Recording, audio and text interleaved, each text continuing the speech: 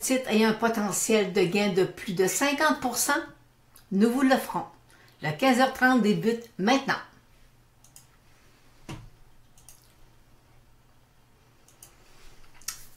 Alors, aujourd'hui, belle journée.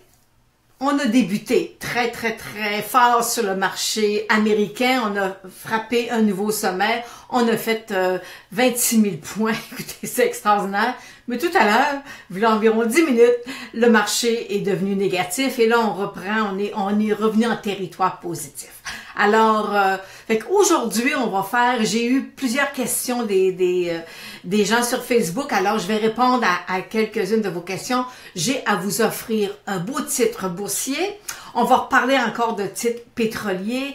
Je reviens avec des titres qui sont suivis par les gens. Là, je parle de Alimentation Couche-Tard, Dollarama. Et fait que j'ai un petit, je vais vous dire, c'est assez partagé, des petits et des gros titres. Alors, mais c'est quand même, vous allez voir, le titre que je vais vous proposer, c'est un titre intéressant.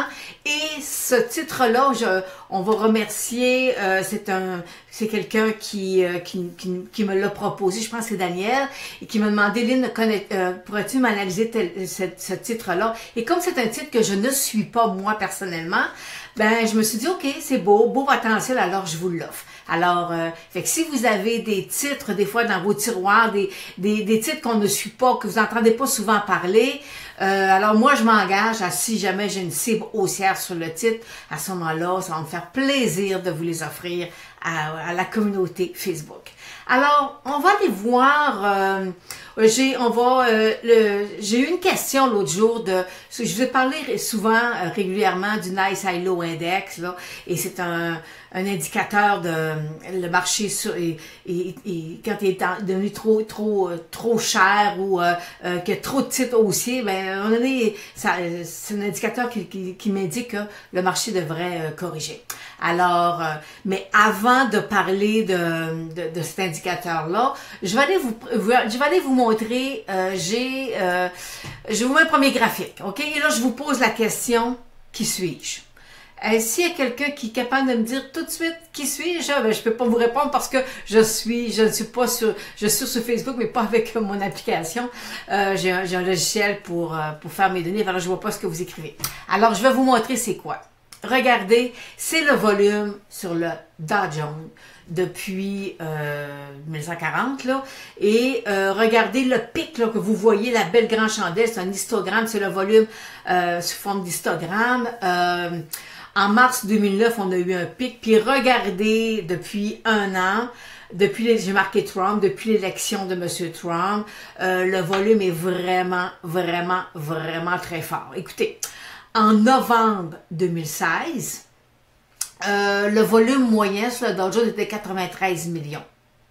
Un an plus tard, on est à 337 millions et présentement, on est à 345 millions par jour. Okay? C'est le volume moyen. Alors, fait qu'on voit vraiment, on est dans des hauts de marché et on voit là que le marché est excessivement fort. Par contre, regardez, depuis 2009 aller jusqu'à 2016, le volume moyen a diminué. Et est-ce attribuable à toutes les ETF qui ont été mis sur le marché où les gens vont préférer acheter un ETF que d'aller acheter les titres séparément? Alors, c'est peut-être une des causes, là. Mais en tout cas, on voit que il y a du volume énormément sur le titre, sur le marché américain. Il y a du volume, écoutez, c'est historique, là. Des pics comme ça qui se maintiennent, c'est historique.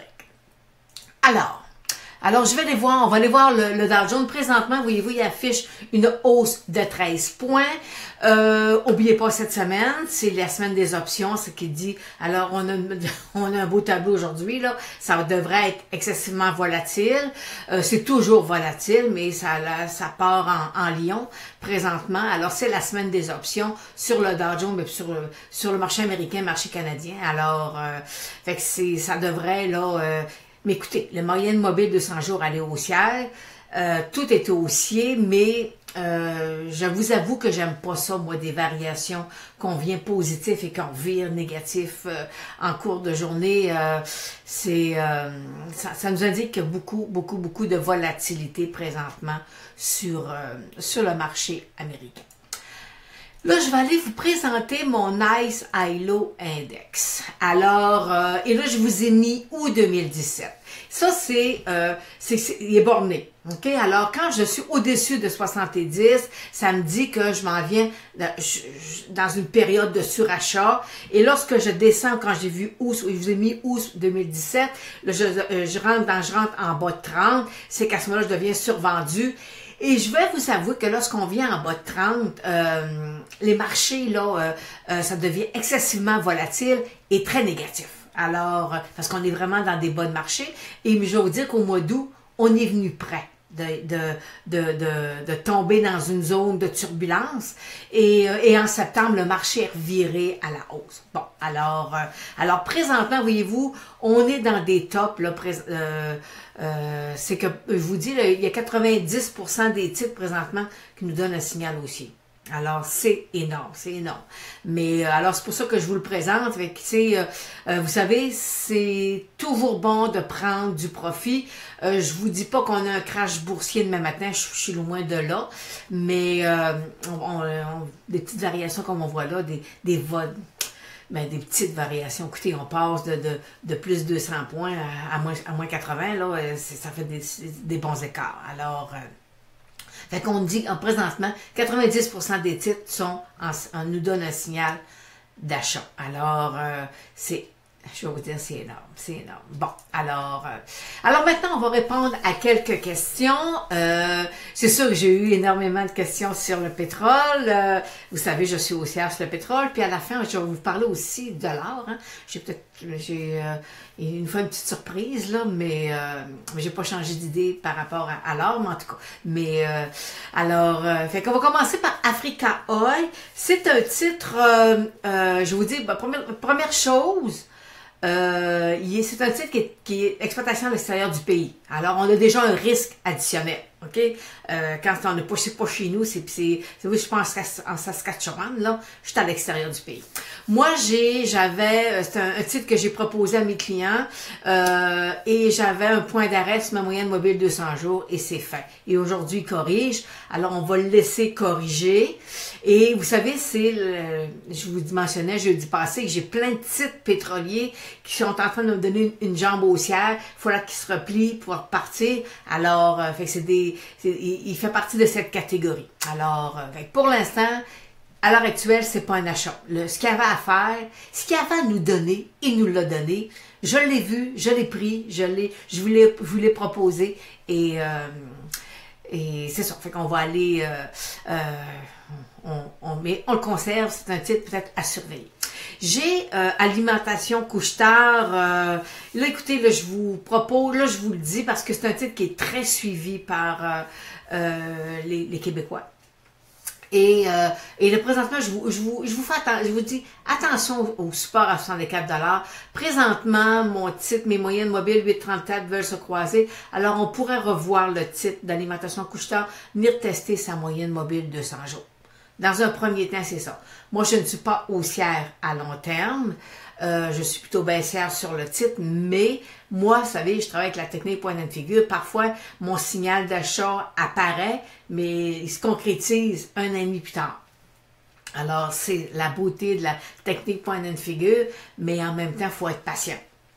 Avec la technique point and figure, notre patience est mise souvent à dure épreuve. Mais, je vous dis que c'est une super de belle technique. J'ai Marc qui me demande Cardinal Énergie. Regardez, on est présentement un beau couloir latéral, belle phase 1. Sa moyenne mobile 200 jours le freine. Alors, fait qu'on attend. Puis après ça, il va peut-être repartir, aller tester peut-être le 6 $. Là. Mais pour l'instant, tant et aussi longtemps que j'ai pas percé ma moyenne mobile 200 jours, c'est pas un achat. Alors, Marc, il faut faire, il faut qu'il perce, puis vous savez, il faut avoir du volume, parce que À chaque fois que je parle qu'il faut qu'il perce une résistance, moyenne mobile ou quoi que ce soit, j'ai besoin de volume. Si j'ai un volume qui est moyen, qui est inférieur à sa moyenne, son volume moyen, écoutez, c'est pas, ça prend du volume. Imaginez-vous là que vous avez une voiture, puis vous êtes dans le bas d'une côte, puis vous voulez la monter. Vous allez devoir peser sur le gaz, hein? Vous allez devoir lui donner du pétrole pour qu'il... Ben, moi, mon pétrole que j'ai besoin quand je vais dans le marché boursier, c'est le volume. Alors, ils peuvent parfois, des fois, nous jouer des tours. Des fois, on voit apparaître du volume, puis whoop, il disparaît immédiatement. Avec des fois, il faut faire attention. Alors, j'ai... bon, ça, c'est le titre de Dollarama. Écoutez, là, tout s'en va vers une ligne droite, là. Alors, faut faire attention. Il pourrait venir se rasseoir sur son support, là. Alors, faites attention. Écoutez, c'est un bon titre. Là. Ils font des bénéfices. C'est une super belle entreprise. Selon moi, elle est surévaluée, mais ça, ou bien évaluée, mais en tout cas, il n'y a pas... faites attention. Faites attention, là, présentement, il pourrait, venant qu'on aurait un petit repli là, sur le marché, là, mais à ce moment-là, forcément, il serait touché parce que c'est un titre qui a monté énormément. Alors, ensuite, j'ai Madeleine qui est revenue souvent avec Nemaska. Ben, Madeleine, on avait un point elle me demande, Lynn, est-ce que c'est un achat? Écoutez, j'avais un point d'entrée à 1,50 $, ma ligne verte, là, et il a percé, il a percé son nouveau sommet, et regardez, prendre les moyennes mobiles 8,34 présentement sont en train, il veut la croiser, alors, c'est pas un point d'achat, surveillez votre gain si vous l'avez. André qui me demande Silvercorp, écoutez, long couloir baissier, il n'est pas capable d'aller tester sa moyenne mobile 200 jours, ben, il est allé, il est revenu. Le gros problème que je vois, moi, il n'y a pas de volume sur le titre. Ben, pas de volume pour moi qui m'indique que le titre devrait partir à la hausse. Alors, fait que je suis un peu plus réticente à ce niveau-là. Nico Vermillon, écoutez, là c'est, on est toujours dans on est dans la section pétrole de gaz, mais ils sont plus dans le gaz, hein? Ben, ils sont pas plus, sont dans le gaz.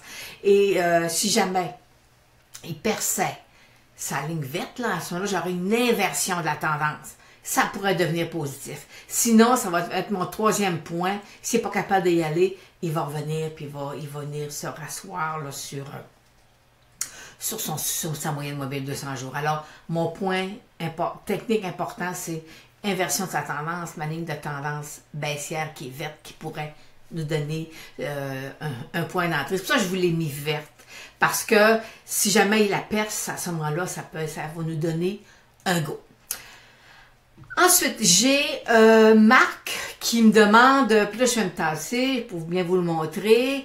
Yann Gara Ressources, écoutez, là, tout ce que je peux vous dire, écoutez, moyenne mobile 200 jours aller haussière, écoutez, on a tout ce qui, là, possiblement il va venir tester son sommet, son double sommet. Alors, pour l'instant, c'est pas une vente, là, c'est à conserver, c'est un titre à conserver. Mais, étant donné qu'on est quand même à 10% du sommet, est-ce que c'est un achat? Selon moi, je ne penserais pas. On va aller voir l'or. Bon, l'or, on est présentement, quand tout à l'heure, on est à 1333, je vais aller là, on est à 1339. Et voyez-vous, j'ai un sommet, là, autour de mon sommet que j'ai fait, je vais aller vérifier, j'étais à 1357. Mon sommet, c'est 1357. Alors, ma moyenne mobile de 200 jours, elle est haussière. Est-ce qu'il va la percer, est-ce qu'il va la traverser? Bonne question. Moi, même si jamais il traversait, on pourrait avoir une autre jambe haussière, mais pour l'instant, moi, je ne pense pas. Je ne pense pas qu'on puisse aller. Je serais surprise, mais écoutez, les gens vous disaient jamais le Bitcoin descendait, puis ce matin, après-midi, il était à 11 399. Fait que ceux qui disaient que c'était pas de spéculation, c'était très, très, très spéculatif. Alors, fait que pour l'instant, c'est l'or s'apprécie, mais je vais voir mes titres d'or ne bougent pas. Alors, C'est un petit point d'interrogation. Le pétrole, on est présentement en temps réel, je vais vous dire, je suis à 63,83. Le seul petit point c'est positif parce que ma moyenne mobile de 200 jours elle est haussière, mais je suis quand même loin. Hein, je suis quand même loin de ma moyenne mobile de 200 jours. Alors, il pourrait, vous savez, le 59-60, ça pourrait devenir, il pourrait venir se replier un peu. Mais à long terme, je suis haussière, je vous l'ai démontré jeudi passé, j'ai des cibles, j'avais plein de cibles là, qui se validaient une par rapport à l'autre. Alors, fait que moi, je suis haussière sur le pétrole, mais c'est comme normal, là, après 3 semaines, quasiment un mois, plus d'un mois qu'on ait un repli. Mais je suis haussière sur le titre. Alors maintenant, allons voir le titre que j'ai eu de Daniel qui me demande, Lynn, que penses-tu de Valco Énergie? C'est un titre américain, le symbole EGY. Alors, ce que je pense, moi, de ce titre-là, ce titre-là, écoutez, si jamais il sortait hors de, je l'ai mis la ligne verte, ma ligne de tendance, là, baissière, là, si jamais il casse, il sort au-dessus de ma ligne de tendance, qui correspond à ma moyenne mobile 200 jours, s'il perd ça sur du fort volume, moi, je me dis, le titre pourrait faire pourrait faire un 50%, dès qu'il pourrait aller toucher 1,40 $, ça pourrait être, 40, ça pourrait faire 45, il pourrait faire 55, là, mais il pourrait s'apprécier, là, de 50%. Alors, écoutez, c'est un petit titre, là. On est dans un penny stock, c'est un titre américain, valeur comptable de 11 sous. Écoutez, on n'est pas, c'est pas du Bell, là, ok, c'est pas du BCE, alors, ça c'est pour traders spéculatifs avertis qui aiment le risque puis qui est capable de prendre un risque aussi. Alors, parce que lorsqu'on est dans le marché boursier, c'est excessivement important là, de bien comprendre le risque que l'on prend lorsqu'on investit dans les titres boursiers. Alors, fait que je vais aller on va aller voir la fermeture des marchés. Présentement, on est à 15 minutes avant la fermeture des marchés. Le Dow Jones est en hausse de 19 points à 25 822. Il n'a pas été capable de rester au-dessus de 25 000. Le marché canadien est en baisse de 69 points à 16 302. Et n'oubliez pas que vendredi, c'est la fermeture des options du mois courant, du mois de janvier. Alors, ça emmène toujours un peu plus de volatilité sur les marchés. Alors, nous, on va se revoir jeudi. J'attends vos questions, j'attends vos suggestions.